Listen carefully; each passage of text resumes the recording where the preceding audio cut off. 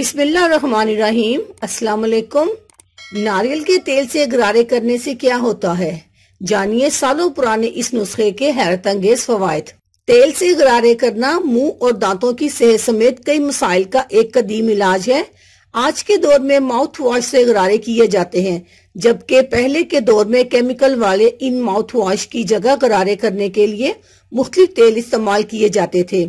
आज हम आपको बताएंगे कि नारियल के तेल के गरारे करने से आपको कौन कौन से फवायद हासिल हो सकते हैं और ऐसा करने से आपके कौन से मसाइल हल हो सकते हैं।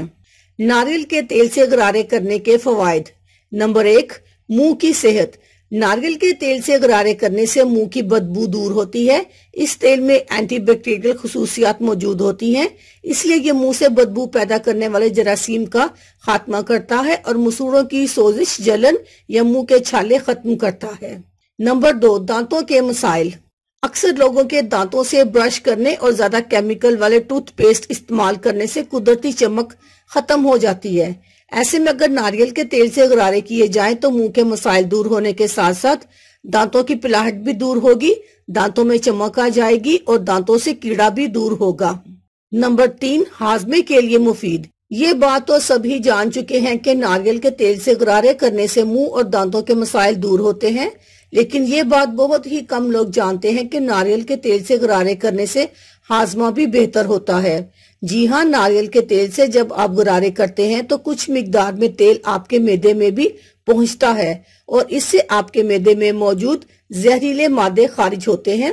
नारियल का तेल मैदे को खाई जाने वाली चीजों से गिजाई अज्जा जज्ब करने में मदद देता है और इससे खाना जल्दी हजम होता है और तेजाबियत भी नहीं होती, जबकि आंतों से भी जहरीले मादों का इखराज मुमकिन होता है।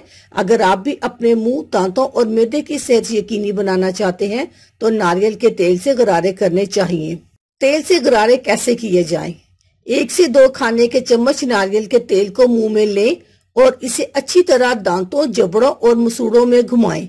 कम से कम 1 से 2 मिनट तक ऐसा करें, फिर तेल बेसन में थूक दें। याद रहे कि आप ये तेल पी नहीं सकते क्योंकि इसमें जरासीम आ जाते हैं, इसलिए इसे फेंक देना चाहिए। अल्लाह हाफिज, शुक्रिया।